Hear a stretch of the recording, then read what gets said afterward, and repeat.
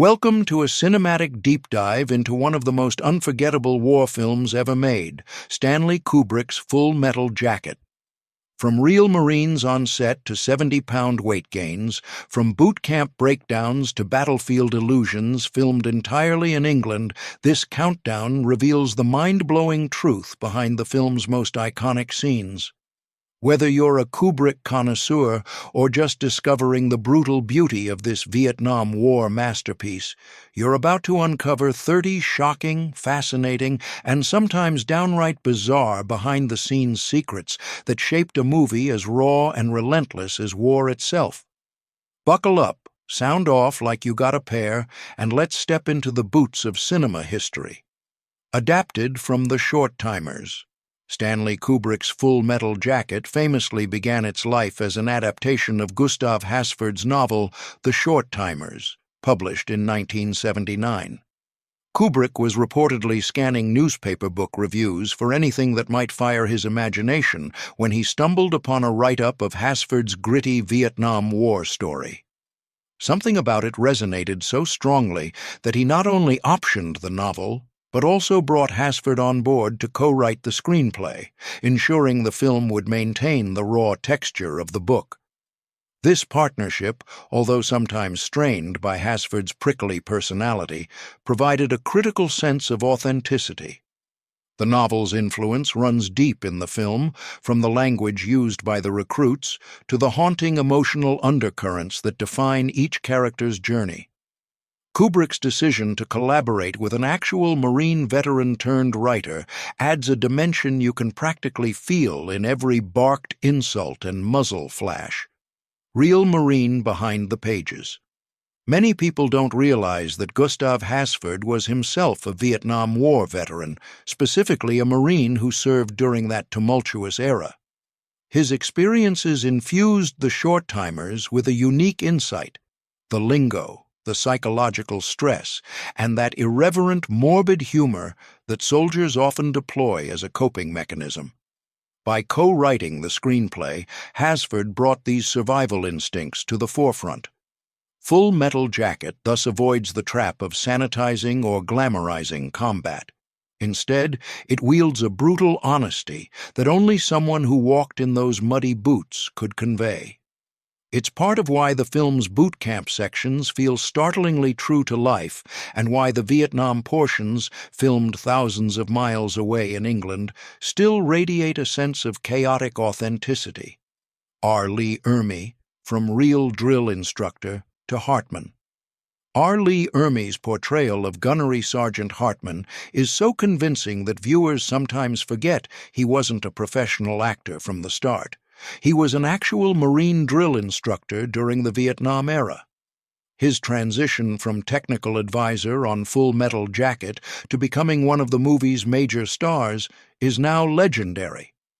Ermey brought an intensity that no one else could replicate because it was second nature to him.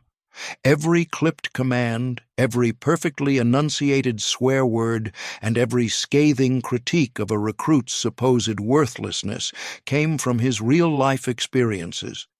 The result is a performance that single-handedly redefined how drill instructors are portrayed on film and cemented Hartman's place in pop culture history. 50% improvisation, 100% terrifying. Most of Hartman's vivid tirades were not strictly scripted. According to various accounts, about half of his dialogue was improvised on the spot, pulled directly from Ermey's wellspring of memories. His authenticity was so undeniable, even the notoriously meticulous Kubrick stepped back and let him loose.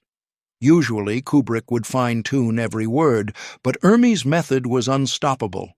He'd walk into a scene, rifle off a barrage of intimidation, and freeze the cast with sheer verbal firepower. This freedom gave the boot camp section a verite-style rawness. Those quivering lips and startled eyes from the actors were often genuine reactions to Ermey's creative, merciless yelling. From technical advisor to star. Initially, Ermey was hired to ensure the film's military accuracy, verifying uniform details, posture, salute etiquette, and so on. But Kubrick recognized a massive potential when Ermey sent him a now legendary tape, a 15-minute expletive-laden rant where Ermey hurled insults non-stop without repeating himself once. Impressed, and perhaps a bit stunned, Kubrick realized no conventional actor could bring that kind of relentless intensity. Thus began Ermey's pivot into the role of Gunnery Sergeant Hartman.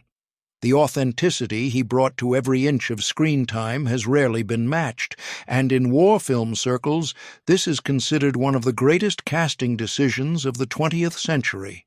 Vincent D'Onofrio's 70-pound transformation. The character Private Pyle needed to stand out as physically and psychologically different from the other recruits. Vincent D'Onofrio committed to this by gaining a staggering 70 pounds, surpassing Robert De Niro's famed weight gain in Raging Bull to become one of the most extreme body transformations for a role at the time. This transformation wasn't just for show. The added weight changed D'Onofrio's posture, gait, and even his psychology. The heaviness mirrored Pyle's ever-increasing sense of being trapped, misunderstood, and incapable of meeting Marine standards. When you see Pyle struggling through an obstacle course or sweating through rifle drills, much of that exhaustion is real, channeled into a performance that has haunted audiences for decades. Kubrick's deep dive into Vietnam. Stanley Kubrick had never visited Vietnam, and he wasn't about to fly an entire crew to a conflict zone for the sake of a film. Instead, he famously immersed himself in books, documentaries, magazines, and any source of photographs he could find. Specifically, he fixated on the 1968 Battle of Hue, which is central to the second half of Full Metal Jacket. Storyboards or not, Kubrick was a master of visual reconstruction. This is why the war-torn streets you see on screen seem so credible. Kubrick studied the architecture, the debris patterns, and the unique blend of French colonial influences in Vietnamese cities.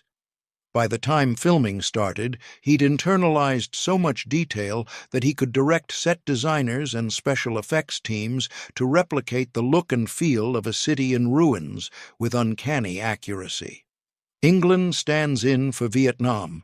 Every frame of Full Metal Jacket was shot in England, which might seem surprising given how authentic the Vietnam sequences feel. The urban battleground of Hue was painstakingly constructed in London's Beckton Gas Works, a massive industrial site scheduled for demolition. Kubrick found ways to blast, chip, and reconfigure the structures to resemble a war-ravaged city. For Paris Island scenes, the production used Bassingbourn Barracks in Norfolk. This approach saved on travel costs and let Kubrick maintain total control over the environment. His aversion to long-distance travel was also a factor. Filming within reach of his home allowed him to keep an eye on every aspect of the shoot, fulfilling his perfectionist tendencies. Imported palm trees and fake foliage. To mimic Vietnam's lush tropical ambience, the production team imported around 200 palm trees from Spain, then positioned them in the rubble of Beckton Gas Works. Beyond that, Kubrick had thousands of plastic plants shipped from Hong Kong to round out the greenery. This was no simple matter of tossing some foliage on the ground. The plants had to be arranged to look convincingly tropical, even though they were sitting in a cold, gray English environment. The blending of real and artificial trees, along with the creative use of lighting, gave the set an uncanny aura. It's a prime example of how Kubrick fused authenticity with old-school movie magic, all to immerse viewers in a foreign war zone built in London's industrial backyards. A real 3-month boot camp. Portraying boot camp in a realistic manner meant the cast had to live through a version of it themselves. Led by R. Lee Ermey, the actors spent 3 months learning how to march, salute, stand at attention, and endure the psychological weight of Marine training. There weren't dozens of retakes until everything looked perfect from day one. The cast was expected to adapt much like real recruits. That immersion blurred the line between actor and soldier. By the time the cameras rolled, many of them had developed genuine muscle memory and reflexes. This allowed scenes to unfold with a raw energy that resonates on screen, adding to the gut punch effect of watching fresh recruits get systematically broken down and rebuilt. Matthew Modine's Full Metal Jacket Diary. To capture the day-to-day challenges of working under Kubrick, Matthew Modine, who plays the central character, Joker, kept a detailed journal throughout production. Years later, he transformed these entries into Full Metal Jacket Diary, offering fans an intimate window into Kubrick's idiosyncratic methods. The diary covers everything: never-ending takes, Kubrick's sudden bursts of creative genius, and the camaraderie that formed among the actors under Ermey's relentless drill instruction. It also delves into the psychological impact of shooting the grim boot camp sequences, along with the lighter moments, like playing chess with Kubrick in between scenes. Modine's account stands as a tribute to the film's tumultuous creation, revealing both the elation and exhaustion of working with a perfectionist obsessed with capturing the ultimate war story. The helicopter ban. Kubrick had a phobia about helicopters on set after a dangerously close call during The Shining. He insisted that no helicopters would be used for filming Full Metal Jacket, which meant the production had to rely on miniature models, stock footage, and carefully orchestrated camera angles. While this might sound limiting, Kubrick saw it as a creative challenge. By cleverly mixing practical effects with existing war footage, he managed to simulate the frantic overhead presence of helicopters in a combat zone without ever putting his cast or crew in aerial danger.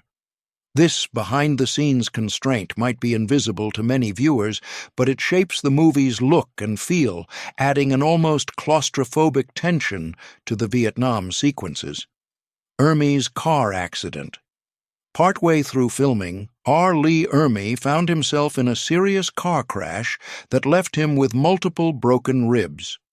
Unable to simply replace the man who had quickly become the film's beating heart, Kubrick decided to restructure the shooting schedule around Ermey's recovery. Scenes not involving Gunnery Sergeant Hartman were filmed first, giving Ermey time to heal. This flexibility cost time and money, but Kubrick prioritized retaining Ermey's authenticity. Remarkably, once Ermey was back on set, he slipped seamlessly into that commanding role, despite the lingering pain. It's a testament to the respect and trust Kubrick placed in Ermey that even a major accident couldn't dislodge him from arguably the most unforgettable role in the entire movie. The glasses that defied regulations. Joker's signature look included civilian-style glasses, which was a curious choice given the real Marine Corps restriction that typically requires recruits to wear only government-issued frames. Kubrick, however, insisted on keeping Joker's glasses, believing they visually marked him as an observer, thinker, and somewhat detached presence in the platoon. By letting Joker retain this slight hint of individuality, Kubrick reinforced the duality at the film's core.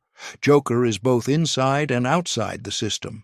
He's part of the machine, but there's a subtle intellectual barrier between him and full assimilation. For viewers, those glasses have become emblematic of Joker's sly humor and the moral tension that runs through Full Metal Jacket's narrative. Private Pyle's rifle, Charlene. One of the creepiest moments in the boot camp segment comes when Private Pyle gives his rifle a personal name, Charlene.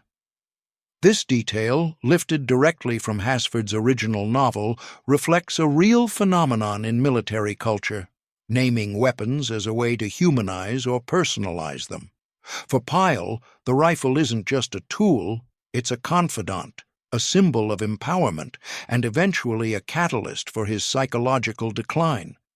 When he recites the rifle creed with that unsettling fervor, it's clear the once naive recruit has poured all his fragile hopes and frustrations into this inanimate object. The moment underscores the film's relentless focus on how dehumanizing training can shred a recruit's sense of self, leaving only obsession and despair. Chess with Kubrick. Stanley Kubrick's passion for chess is well documented, and he often used the game to bond with cast and crew members, or simply to unwind between endless takes.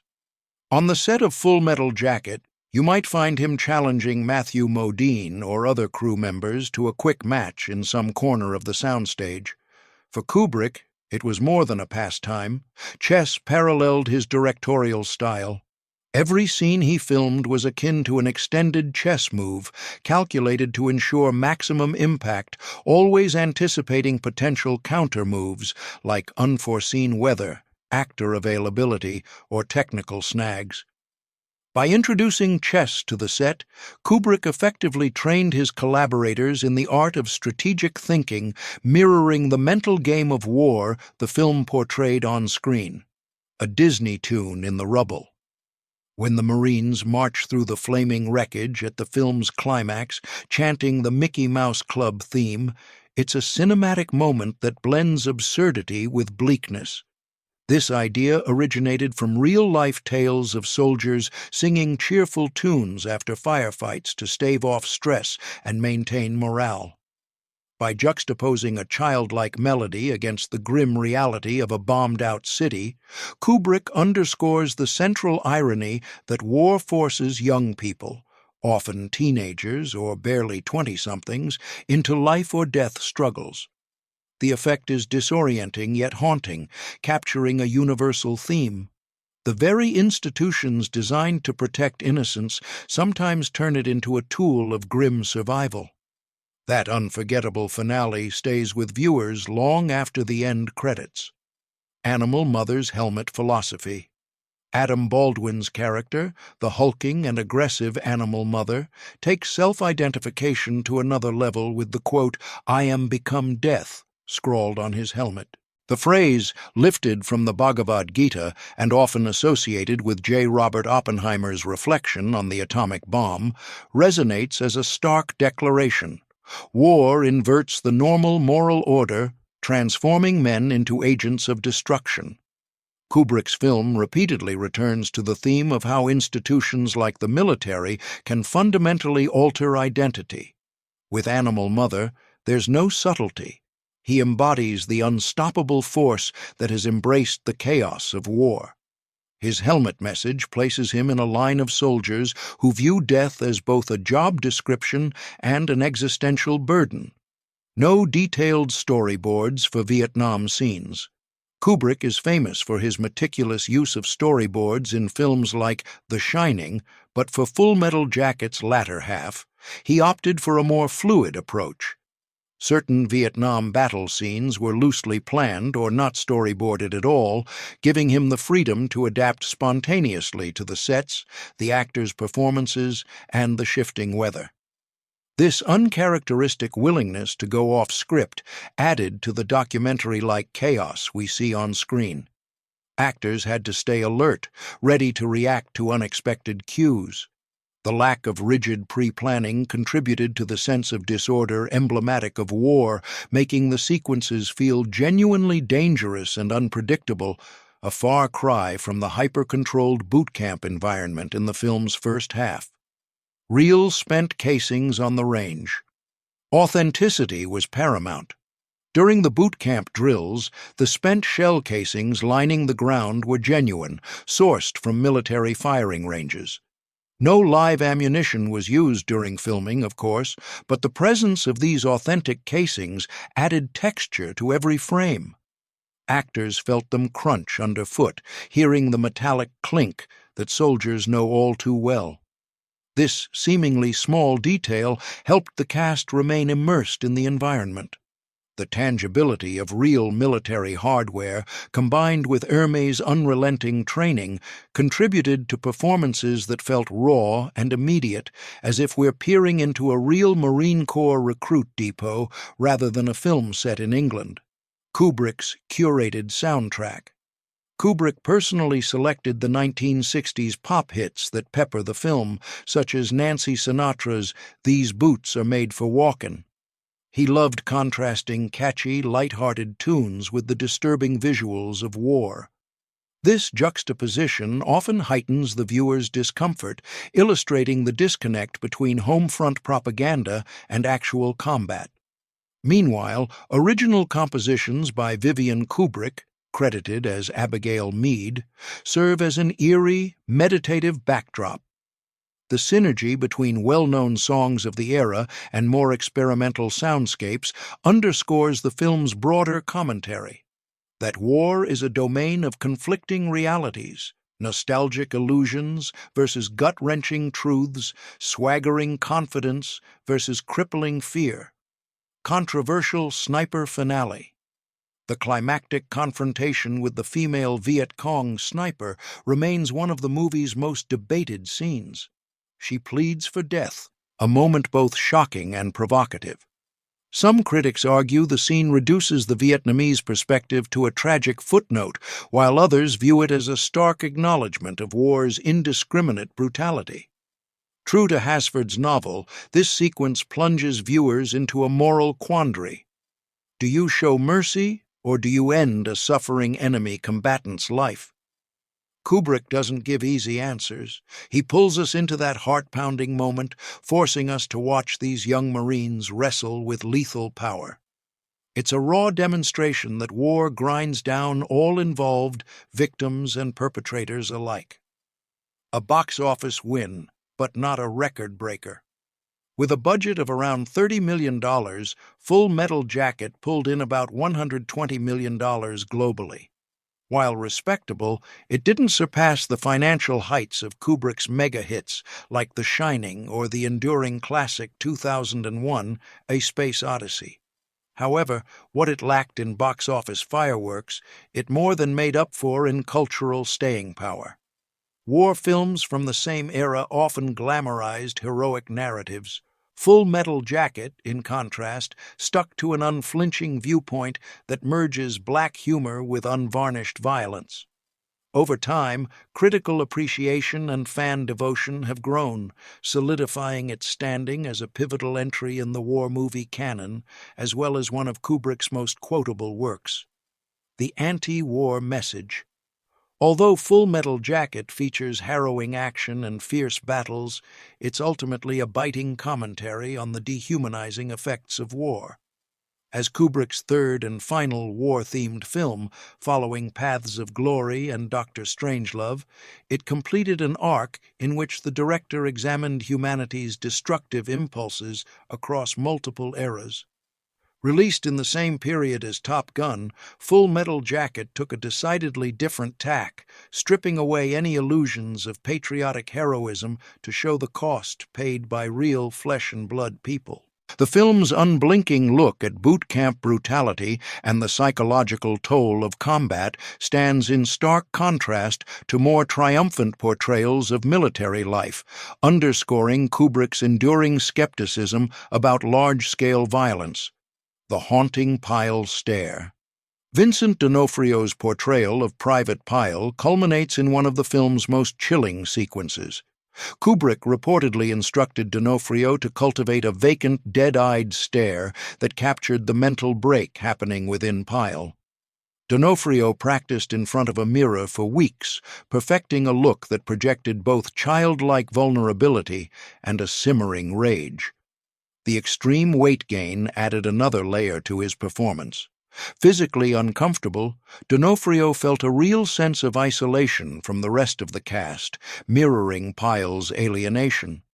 In the wrenching moment inside the barracks bathroom, that stare cements the character's transformation from a bumbling, harmless recruit into a deeply disturbed individual, creating one of the film's most iconic images. Drill cadences that hit home. Ermey's familiarity with authentic Marine Corps drill cadences meant that every chant you hear during those training sequences rings true to reality. Marines who watch the film often remark that Ermey's calls sound exactly like the ones they endured in real boot camp. This level of verisimilitude might seem minor, but it heightens the immersive quality of the film. Hearing exact phrases and rhythms used in actual military training flips a switch in many veterans' minds, summoning memories of their own experiences.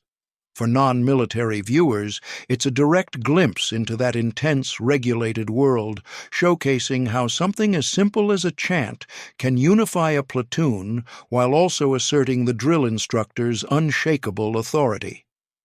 Born to Kill meets a peace symbol. In what may be one of cinema's most potent contradictions, Joker sports the phrase "Born to Kill" on his helmet, alongside a peace button on his jacket. Kubrick borrows from Jungian concepts of human duality, suggesting we each possess warring instincts of creation and destruction. The film never resolves this conflict for Joker. Instead, we watch him navigate a war zone while openly brandishing symbols that clash. The irony is tangible. Here's a Marine trained to wage war, proclaiming messages of peace. This duality unsettles viewers, compelling us to confront the ways society molds us into contradictory roles.